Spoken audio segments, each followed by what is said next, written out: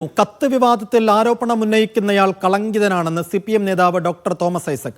ആരോപണം ഉന്നയിച്ച ഷർഷാദ് മാപ്പ് പറഞ്ഞില്ലെങ്കിൽ നിയമ നടപടി സ്വീകരിക്കും. രാജേഷ് കൃഷ്ണയെ അറിയാമെന്നും തോമസ് ഐസക് പറഞ്ഞു. 4 കൊല്ലമായി വാട്സാപ്പിൽ കറങ്ങുന്ന കത്താണിതെന്നും വ്യക്തത വരുത്തേണ്ട ഒന്നും കത്തിലില്ലെന്ന് മന്ത്രി MB രാജേഷ് പ്രതികരിച്ചു. ആവശ്യമില്ലാത്ത കാര്യങ്ങളോട് പ്രതികരിക്കേണ്ട കാര്യമില്ല എന്ന് CPM ജനറൽ സെക്രട്ടറി MA ബേബിയും പറഞ്ഞു. ഇത് ഉന്നയിച്ചിരിക്കുന്ന വ്യക്തി ആരോപണം പിൻവലിച്ച് മാപ്പ് പറഞ്ഞില്ലെങ്കിൽ സിവിലായും ക്രിമിനലായും അയാൾക്കെതിരായിട്ടുള്ള കോടതി നടപടികൾ സ്വീകരിക്കും. ഇങ്ങനെ ഒരാൾ പറയുമ്പോൾ അദ്ദേഹത്തിന്റെ ഒരു പശ്ചാത്തലമൊക്കെ അന്വേഷിക്കുന്നത് നന്നായിരുന്നു. ജപ്തി ചെയ്യാൻ പോണ് ഞങ്ങളുടെ വീടെന്ന് പറഞ്ഞ് ആര് വന്നാലും സഹായിക്കാനും നോക്കാറുള്ളൂ. അതാ പതിവ്. കുറെ പേരുണ്ടല്ലോ ഈ കത്ത് 4 കൊല്ലമായിട്ട് വാട്സാപ്പിൽ നടക്കുന്ന കത്തല്ലേ. അപ്പൊ ഇനി ഇങ്ങനെ പഴയ കത്ത് ചവറ്റുകൊട്ടയിൽ എറിഞ്ഞതും ഒക്കെ ഇനി വരും. തെരഞ്ഞെടുപ്പിന് 5-6 മാസമല്ലേ ഉള്ളൂ. അത് 4 കൊല്ലമായിട്ട് വാട്സാപ്പിൽ കറങ്ങി നടക്കുന്ന ഒരു സാധനമാണത്. അപ്പൊ അത് നടക്കട്ടെ, നിങ്ങൾ ആഘോഷിക്കുക. ഞാൻ കണ്ടു ഇമാതിരിയുള്ള തോന്നിവാസങ്ങളൊക്കെ വിളിച്ചു പറയുന്നതിനെ വാർത്തയാക്കിയിട്ട് ആഘോഷിക്കുന്നത് കുറച്ച് പരിതാപകരമാണ്. അത്രേ പറയാൻ പറ്റൂ. സെയ്ഫ് സൈനുൽ ആബ്ദീൻ വിശദാംശങ്ങൾ നൽകും. സെയ്ഫ്, അസംബന്ധമെന്ന് സംസ്ഥാന സെക്രട്ടറി പറയുന്നു.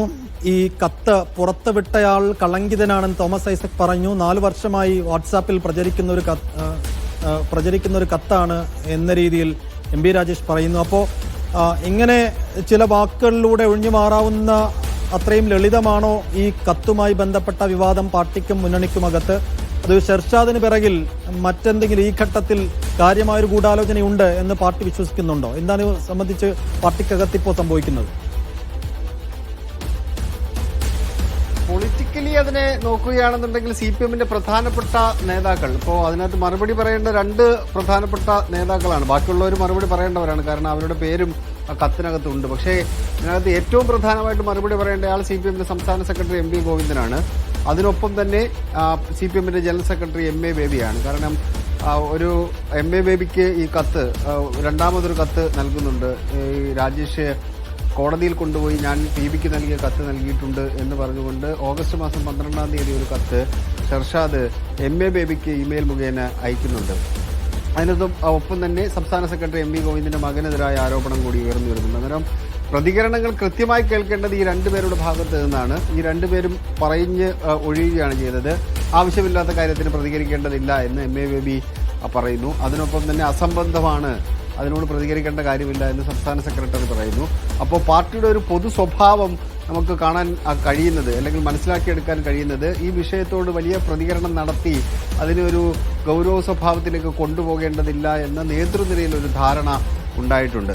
ബാക്കിയുള്ള ആൾക്കാർ പ്രതികരിക്കുന്നത്, ഇപ്പോൾ തോമസ് ഐസക് ആയാലും MB രാജേഷ് ആയാലും പ്രതികരിക്കുന്നത്, തോമസ് ഐസക്കിനെതിരെ ആ കത്തിനകത്ത് 22 പേജുള്ള കത്തിനകത്ത് ചില കാര്യങ്ങൾ പറയുന്നുണ്ട്. ഒരു വീടിന്റെ ജപ്തിയുമായി ബന്ധപ്പെട്ട് തമിഴ്നാട്ടിൽ പ്രശ്നങ്ങൾ ഉണ്ടായ സമയത്ത് വിളിച്ച് ആ പ്രശ്നം പരിഹരിച്ചു, വേഗത്തിൽ തന്നെ പരിഹരിച്ചു, രാജേഷ് ഇടപെട്ടിട്ടാണ് എന്നൊക്കെ തരത്തിലുള്ള പരാമർശങ്ങളൊക്കെ അതിനകത്തുണ്ട്. അതുകൊണ്ടാണ് ആ പരാമർശം പിൻവലിക്കണം എന്ന് തോമസ് ഐസക് ആവശ്യപ്പെടുന്നത്.